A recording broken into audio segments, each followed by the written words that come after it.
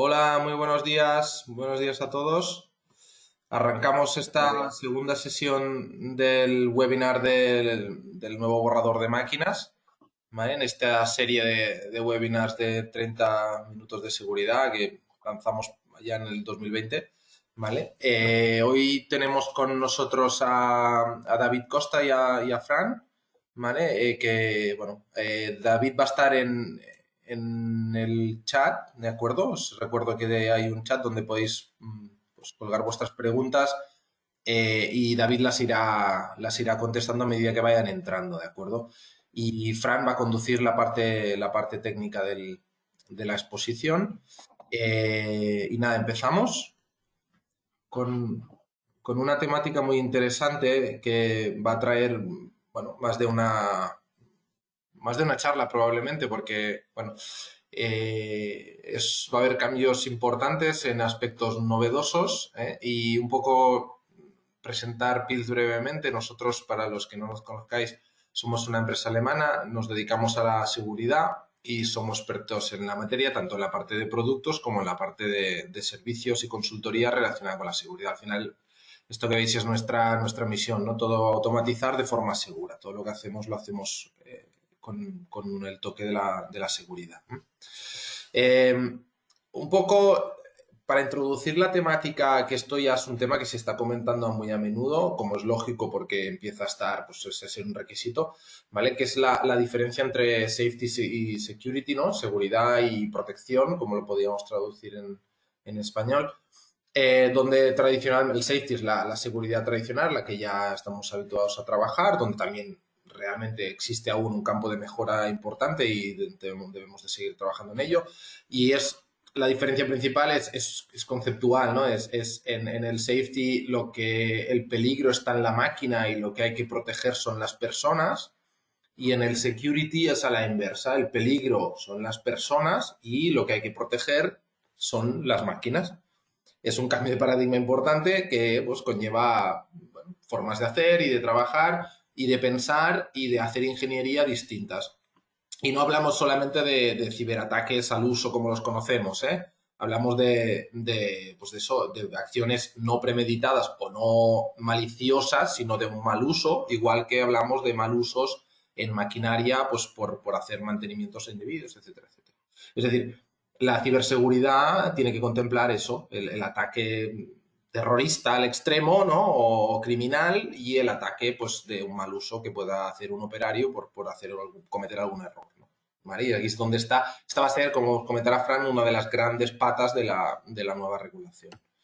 ¿Vale? Y como introducción, es importante recordar un poco que la directiva de máquinas, que ahora pasará a ser una regulación, un reglamento, eh, lo que pretende es asegurar la libre circulación de la maquinaria dentro del mercado común, ¿vale? Y garantizar un alto nivel de protección. Y ahí realmente, si vemos estos dos puntos principales, que son los que no traccionan la directiva de máquinas, queda un gran campo por recorrer aún y es una cosa que hay que defender un poco entre todos y promocionarlo.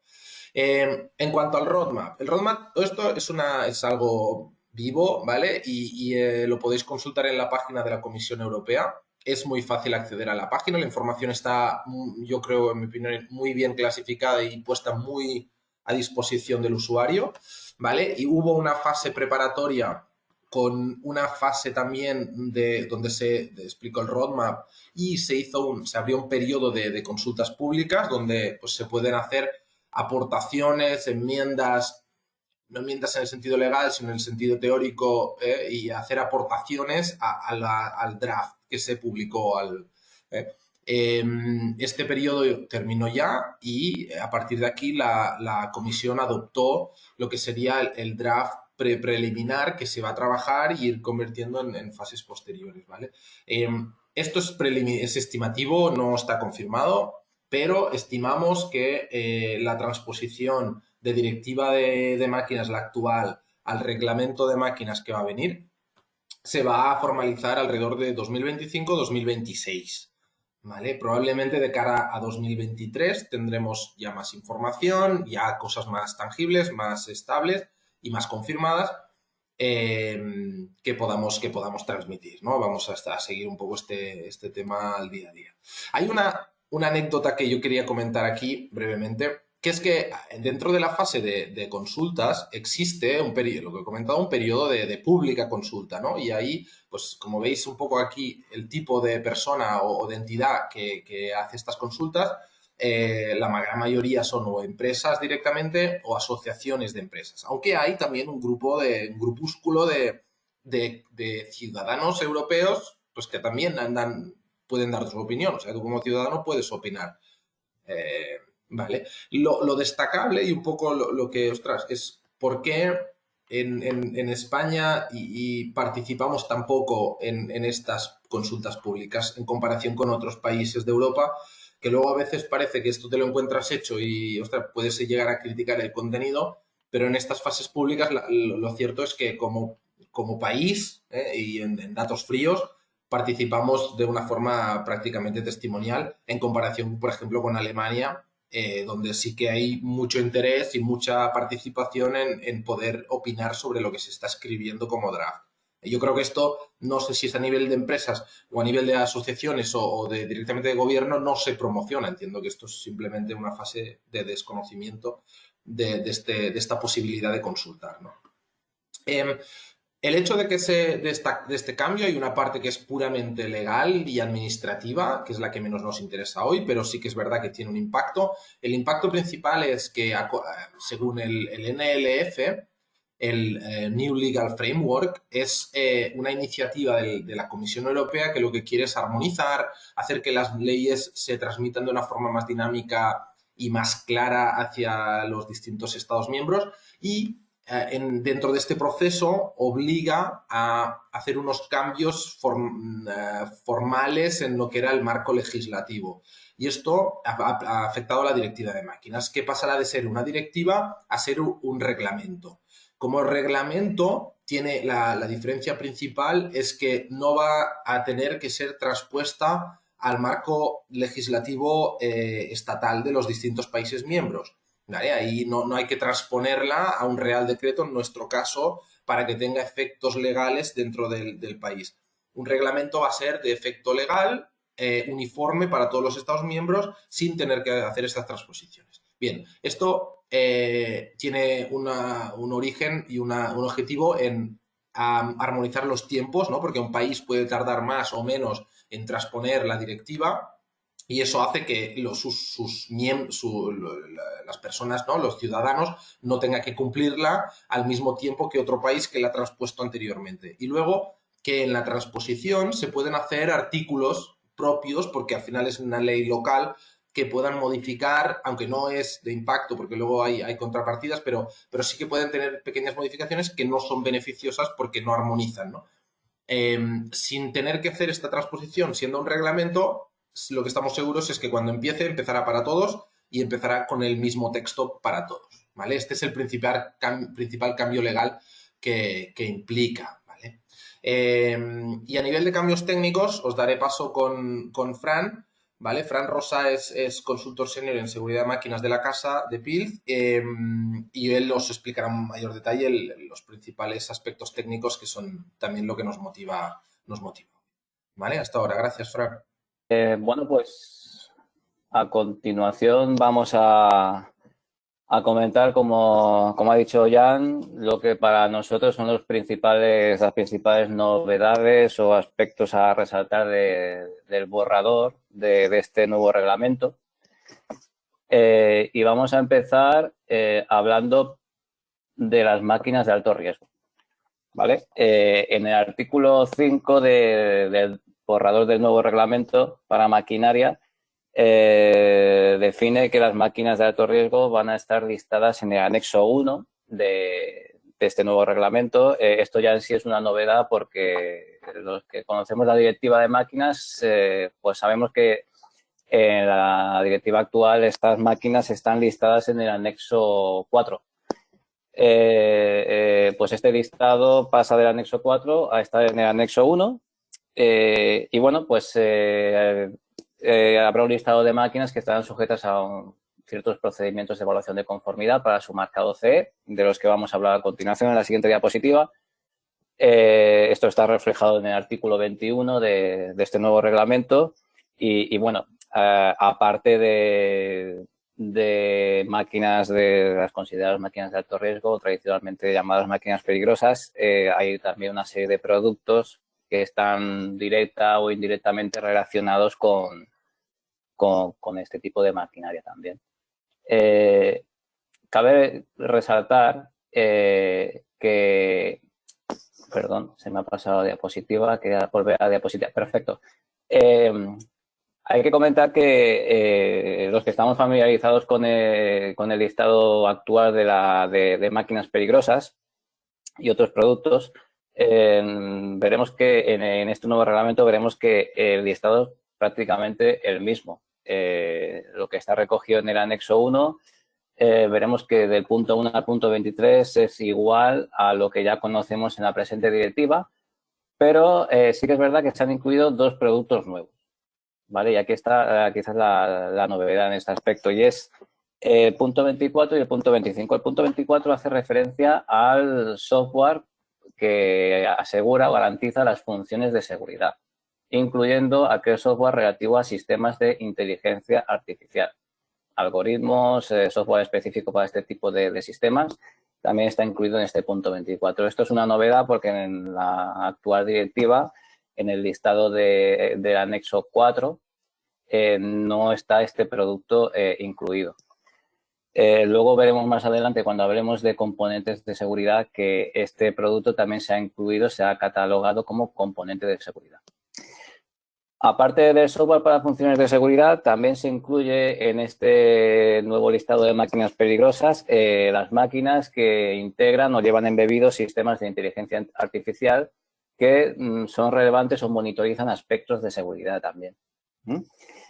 De manera que, bajo nuestro punto de vista, esto es un punto importante y un punto a favor de este nuevo reglamento. Tener en consideración el estado de arte actual, una nueva generación de máquinas que se basan en sistemas de machine learning e incluyen software de seguridad basado en algoritmos que posibilitan un autoaprendizaje para tomar decisiones que pueden tener efecto directo sobre los operarios o personal humano que consiste con este tipo de máquinas en los lugares de trabajo.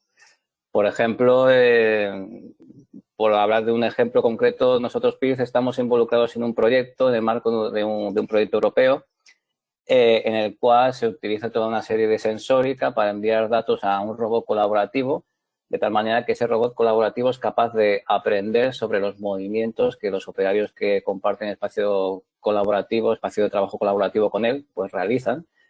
Memoriza todos estos datos, los usa en un algoritmo para aprender sobre los movimientos o iteraciones que hay entre humano y robot, y utiliza estos datos para predecir los movimientos que va a llevar a cabo el operario y de esa manera pues evitar potenciales colisiones, golpes, impactos, de tal manera que puede cambiar sus trayectorias o modificar sus dinámicas para minimizar un potencial riesgo asociado al hecho de que robot y humano estén coexistiendo en un mismo lugar de trabajo. Esto es un ejemplo de sistema de inteligencia artificial, algo muy novedoso en cuanto a técnica, que en el texto actual de la directiva de máquinas pues no se refleja específicamente, y que la nueva directiva de máquinas, perdón, el nuevo reglamento para máquinas parece ser que va a estar bastante presente. Siguiendo con las máquinas de alto riesgo o máquinas peligrosas, en el artículo 21 del borrador de este nuevo reglamento para maquinaria, especifica los procedimientos de evaluación de conformidad que se deberán aplicar a estas máquinas y a estos productos que están listados en este anexo 1, ¿eh? Recuerdo que esa lista de máquinas y productos que ahora van a estar en el anexo 1 son los que actualmente conocemos como las máquinas del anexo 4 de la actual directiva de máquinas, ¿no? Cambian del anexo 4 al anexo 1. Actualmente, los que estamos familiarizados con las directivas de máquinas y el marcado C de maquinaria, sabemos que hay tres vías para llevar a cabo el procedimiento de evaluación de conformidad de estas máquinas catalogadas de alto riesgo. La primera de ellas, y posiblemente la más seguida, la más utilizada por fabricantes de máquinas peligrosas, ya sabemos, máquinas peligrosas son las prensas, prensas manuales de carga manual, inyectoras, sierras para madera. Toda esta tipología de máquinas que entran en esta clasificación de máquina peligrosa y que están listadas en este anexo, actualmente disponen de 3 vías de certificación. Una es la autocertificación por parte del propio fabricante. El propio fabricante se puede autocertificar, él mismo puede llevar de manera independiente todo el proceso de evaluación de la conformidad, siempre y cuando cumpla la condición de que sigue de manera exhaustiva los requerimientos en cuanto a diseño y verificación que están listados en las normas armonizadas tipo C relativas a esa máquina, en concreto la máquina que va a fabricar.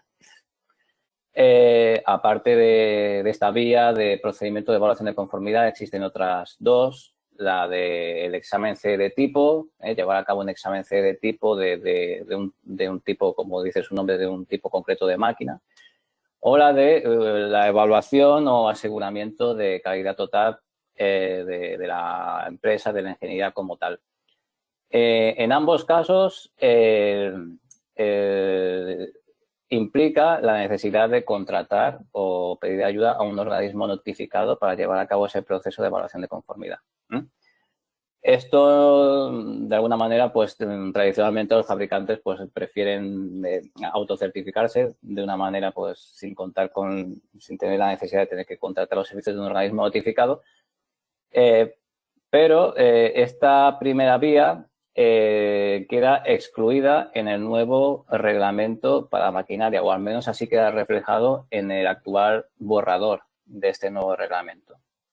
Según el borrador del nuevo reglamento de maquinaria, las únicas 2 vías para poder certificar o hacer el marcado C de una máquina listada en el anexo 1, en la lista de máquinas de alto riesgo, será el módulo B, que es el examen C de tipo, seguido de un autocontrol por parte del fabricante de que todas las unidades que se fabrican en serie siguen cumpliendo los requisitos de seguridad que se han certificado en la unidad que ha sido validada o certificada por el organismo notificado, ¿no? O el módulo H, que es el aseguramiento de calidad total. ¿Vale? Solamente deja estas 2 posibles vías para llevar a cabo un procedimiento de evaluación de conformidad y marcado C de una máquina de alto riesgo. Dicho de otra manera, según el enfoque del nuevo reglamento para máquinas, es obligatoria la implicación de un organismo notificado. Esto no ha gustado mucho a los fabricantes y, bueno, más que nada porque implica la necesidad sí o sí de contar con un organismo notificado, aparte de que hay serias dudas sobre si hay suficientes recursos en cuanto a organismos notificados para cubrir toda esta demanda. Por lo cual, yo personalmente lo he estado discutiendo con mis colegas de Alemania que están supervisando todo este proceso de primera mano y ellos me han transmitido que hay un fuerte debate sobre este tema y es más que previsible que en el próximo draft, próximo borrador de reglamento de máquinas, que se publicará más o menos a mediados de este año, se dará un paso atrás y posiblemente se vuelva a incluir el módulo A, es decir, la autocertificación como posible vía permitida para que el fabricante se pueda autocertificar sin necesidad de implicar a un organismo notificado sí o sí, de manera obligatoria. Insisto, siempre y cuando el fabricante pues siga de manera exhaustiva los requerimientos de la norma armonizada tipo C.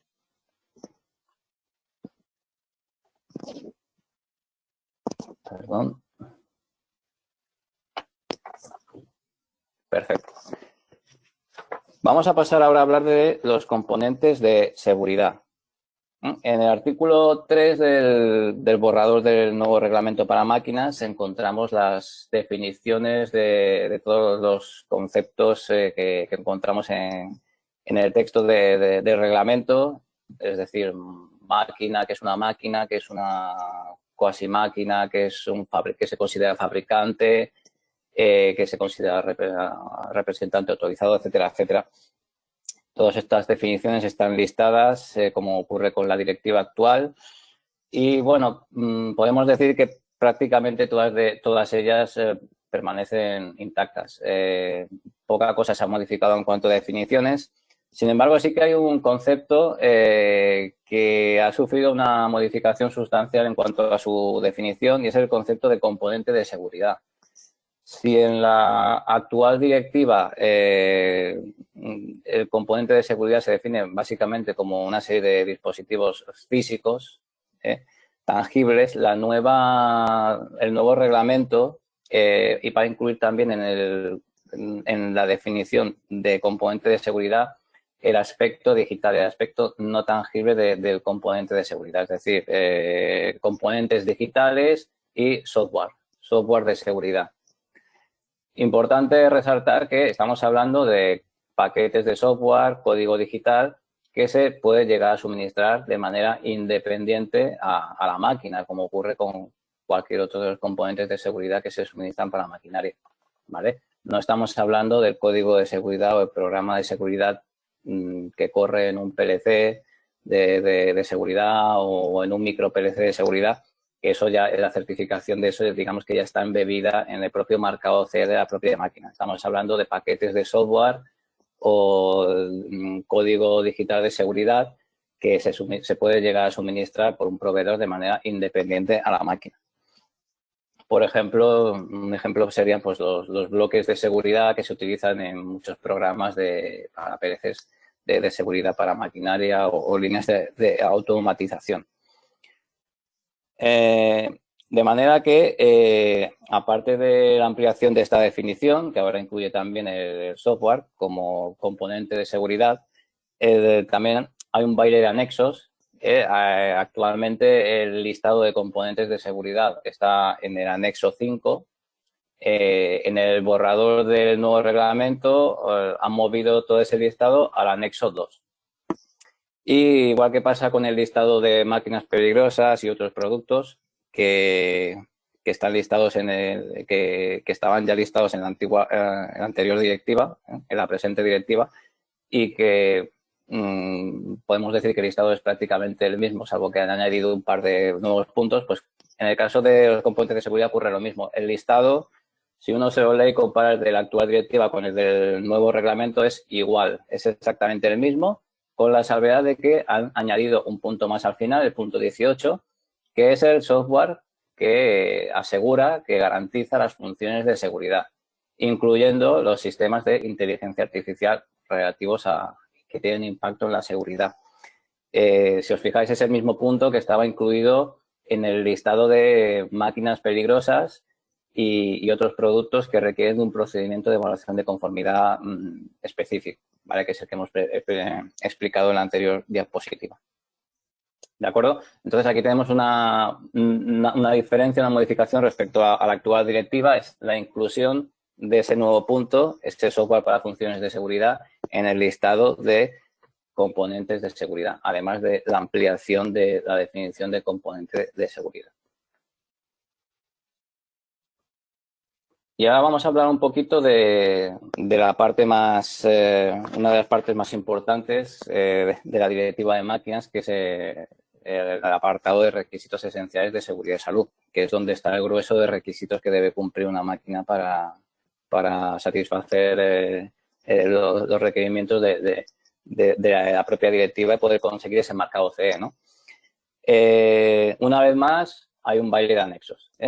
Todos los requisitos que actualmente tenemos en el anexo 1 son trasladados al anexo 3. Ahí es donde vamos a encontrar ahora los requisitos esenciales de seguridad y salud.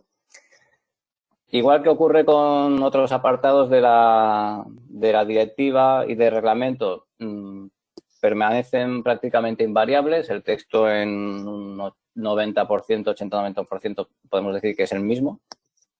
Pero sí que es verdad que se han incluido algunos nuevos detalles, hay algunas diferencias. Y la primera de ellas que cabe resaltar es la inclusión en el texto del nuevo reglamento del concepto de inteligencia artificial. Ya hemos hablado de él hace unos minutos.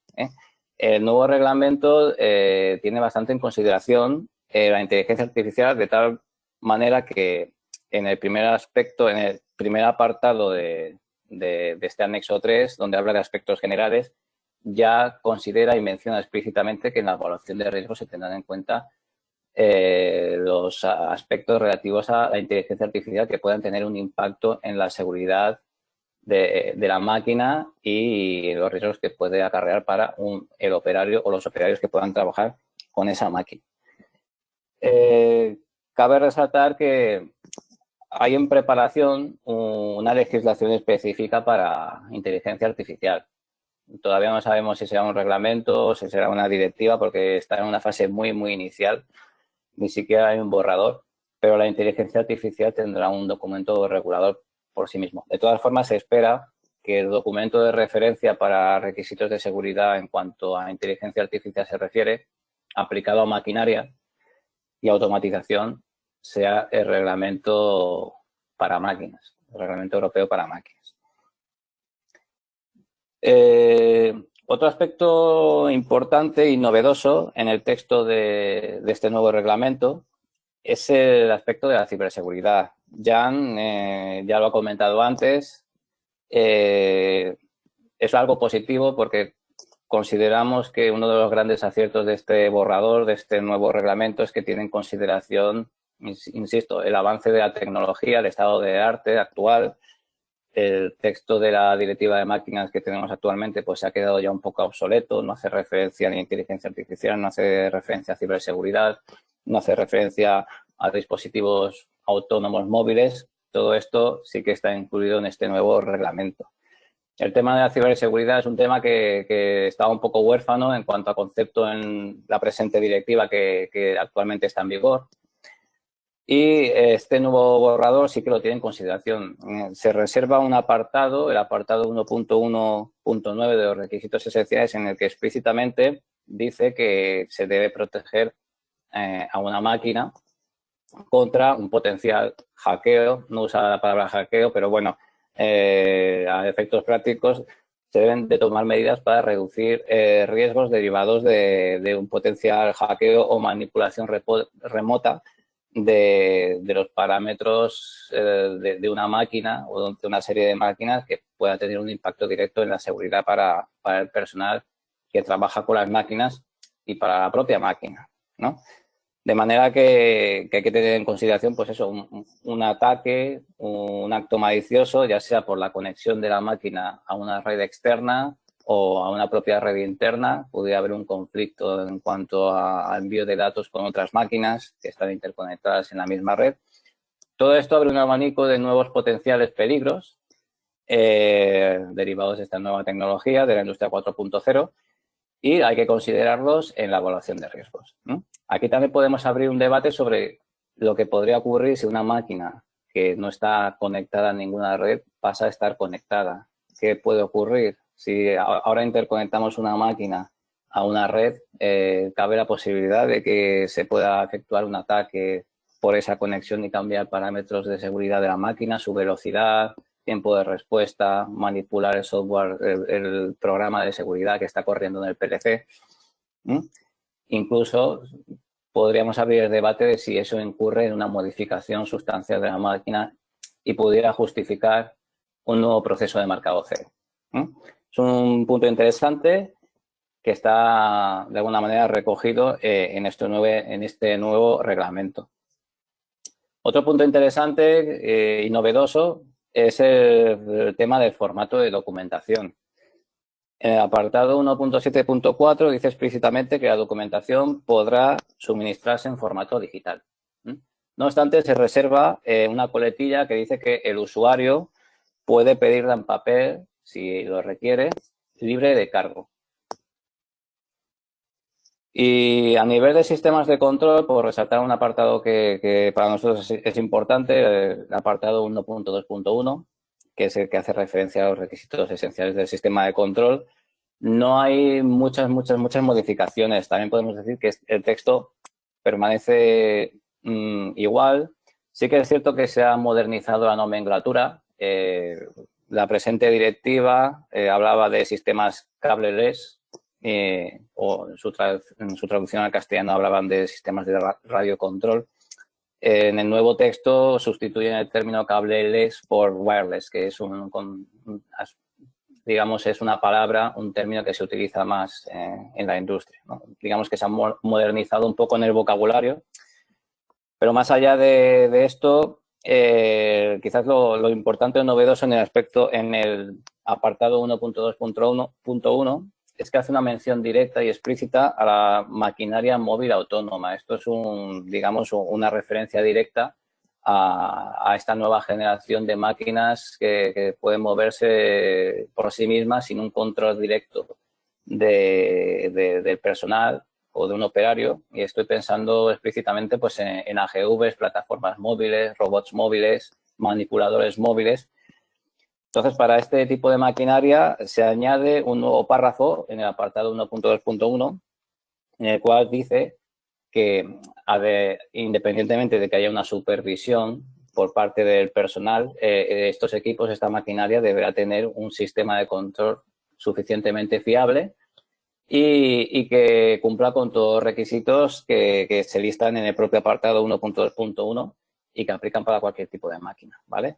Y se focaliza especialmente en estas máquinas, en las máquinas móviles autónomas, ¿vale? Una referencia directa, creo yo, insisto, a esta nueva generación de plataformas móviles, AGVs, manipuladores móviles, que cada vez están más presentes en la industria y que, insisto, valoramos positivamente porque se ve un esfuerzo por adaptar el texto del reglamento al estado de arte actual y de alguna manera dar o suministrar requisitos de seguridad para toda esta nueva generación de maquinarias, de las cuales no había unos requisitos claros en la actual directiva.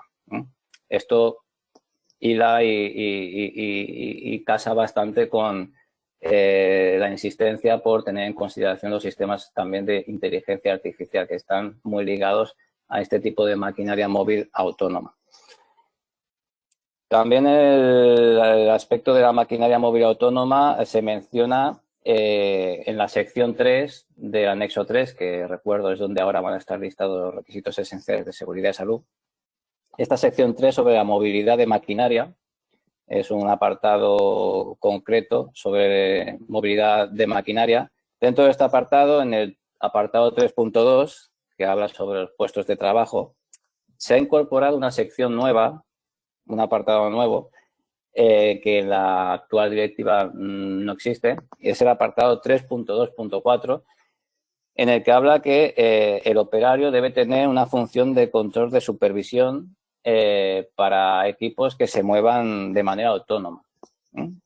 Esta función le permitirá al operario, al personal, por recibir un feedback continuo o disponer de una monitorización del funcionamiento de estos equipos autónomos, e incluso le permitirá tener unas funciones básicas de control del tipo marcha-paro, sin especificar mucho más sobre esto.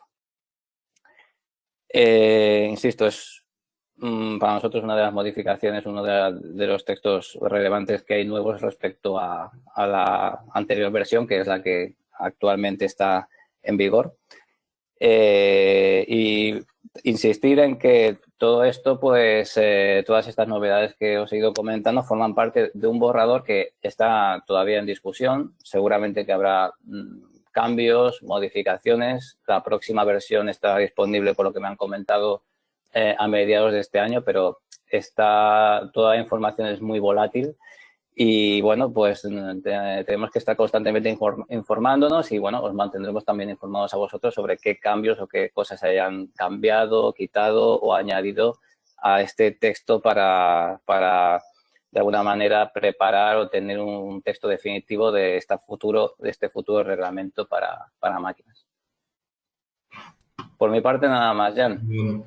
Gracias, Fran. Perfecto, pues finalizamos este webinar. Muchas gracias por asistir. Cualquier pregunta o duda que tengáis la podéis dirigir también a nuestro correo de atención, que lo tenéis en la invitación. Y nada, lo que ha comentado Fran, ¿no? Un poco todo está muy vivo. Vamos a ir siguiendo el tema, que es ciertamente muy interesante. Y deciros que no os damos ningún link ni ninguna indicación o ningún documento porque vosotros mismos lo podéis consultar en la página del Consejo de Europa, de la Comunidad Europea, donde está la información muy bien clasificada y precisamente porque va a haber distintas modificaciones, no os damos ningún documento ni la presentación en concreto, porque esto puede quedar obsoleto, con lo cual lo mejor es cuando uno quiera consultar el estado en que se encuentra el borrador, pues consultarlo por uno mismo, que es ciertamente fácil de acceder a él a través de las páginas del Consejo Europeo. Y nada, y daros las gracias por estar aquí con nosotros esta media horita y darle las gracias a Fran y a David por su presentación y nada, y hasta la próxima. Muchas gracias. Hasta luego. Gracias.